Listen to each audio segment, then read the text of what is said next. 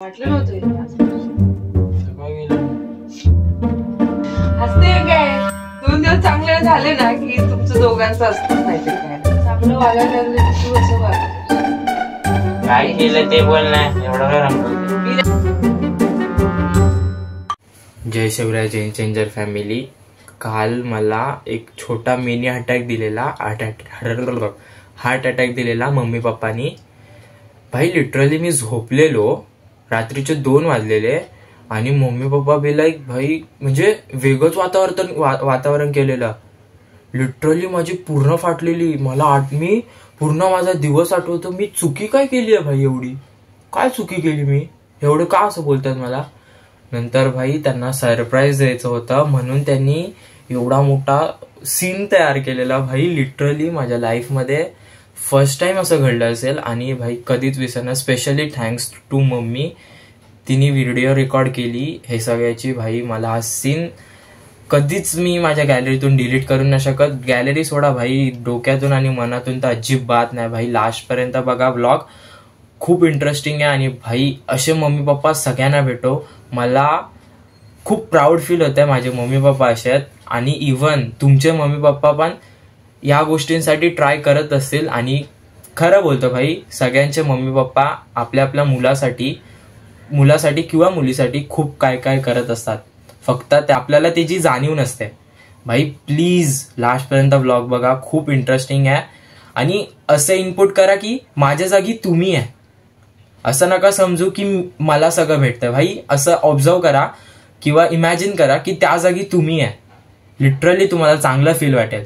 आणि इव्हन तुमच्यासोबत हे दिवस येणार, मी सांगतोय हे दिवस येणार. प्रत्येक जण काय ना काहीतरी लाईफमध्ये अचीव्ह करणार, कोण पाठी नाही राहणार. मी जसा पुढे जाणार तसं तुम्ही पण पुढे जाणार. कुणाला पाठी नाही ठेवणार, आपण सगळे एकत्र पुढे जायचं. बघा भाई पूर्ण ब्लॉग बघा, लास्ट स्किप नका करू कोणता पण पार्ट प्लीज.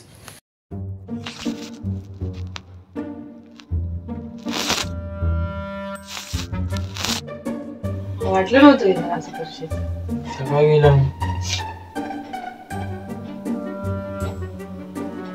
चांगलं वागायला लागलं की तू असं वागतोस. माझ्याकडे काय बघ, काय गेलं तिथं बोल. हसते का झाला,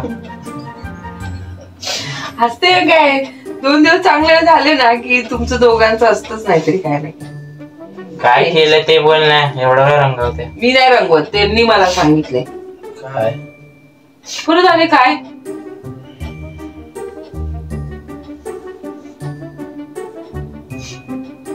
कसं रे वेदन होणार तुझं. काय झालं ते तर बोल. असतोच काय झालंय स्वतः असते. असं काय होतं,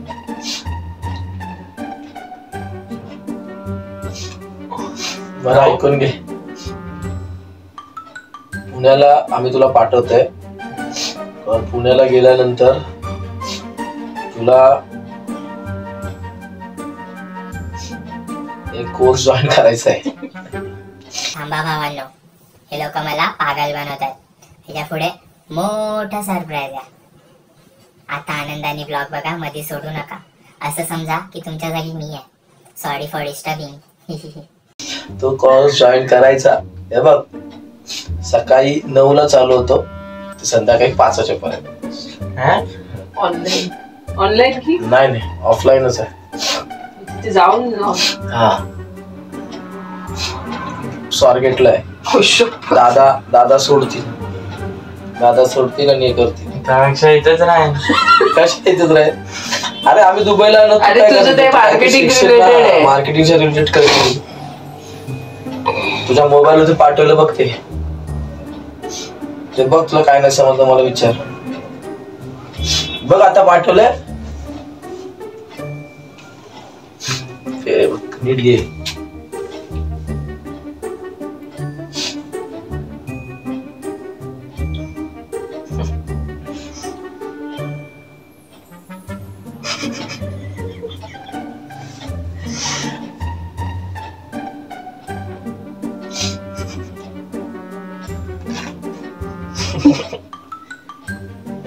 काय नाही आवडलं. काय काय हसतोय, कन्फ्युज आहे. मला माहिती काय समजलं, काहीच नाही समजलं.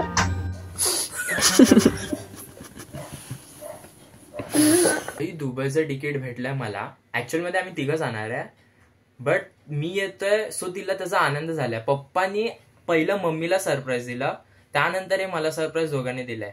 मम्मीला पण माहिती नव्हतं की मी येतोय करून. ऍक्च्युअली त्यांचं दोघांचं ठरलेलं की ते दोघं जाणार आहेत, बट मी 90 डेजचं विंटर आर्क चॅलेंज अचीव केलं, त्यासाठी त्यांनी मला हे गिफ्ट दिलंय.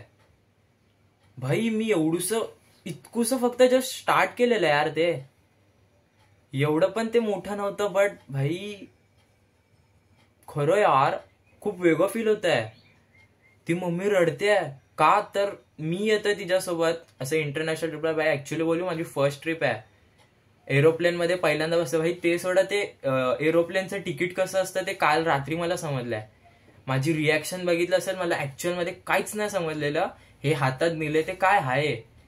भाई फर्स्ट टाइम कुठेतरी बाहेर जातोय. मी अजून आठवतोय माझ्या लाईफ मध्ये फक्त गुजरातला जाऊन आलोय, ते पण ट्रेननी गेलेलो. भाई खूप भारी फील होतं यार, लिटरली यार. एवढं कोण करतं काय. काल स्किप करायचा विचार करताय काय गरज, थांबा भाई.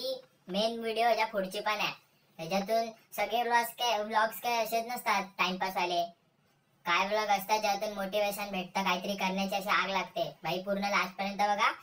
मम्मी पप्पांबद्दल सांगितलंय, टाइमपास नाही करत आहे बघा.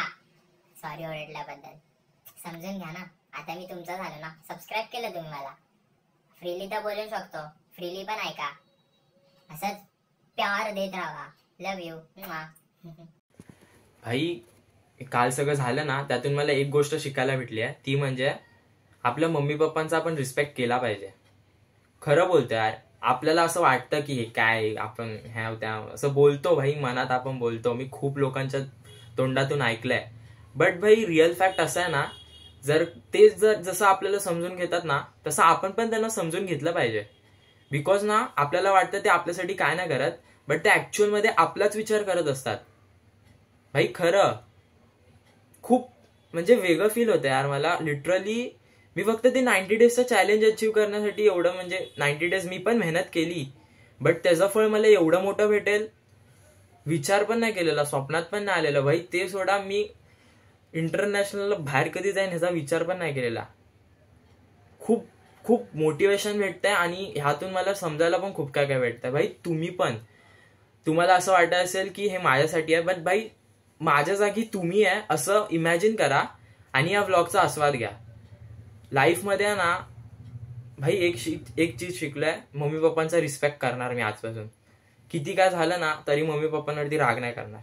तुम्ही देखील भाई प्लीज समजून घ्या एकामेकांना, नाती जोडा यार. आपण छोट्या छोट्या गोष्टीवरून मम्मीचा पप्पांचा राग करतो, ते बंद करायला पाहिजे. प्लीज प्लीज भाई सुधरा, भावानो सुधरा, या व्लॉग पासून सुधरा प्लीज.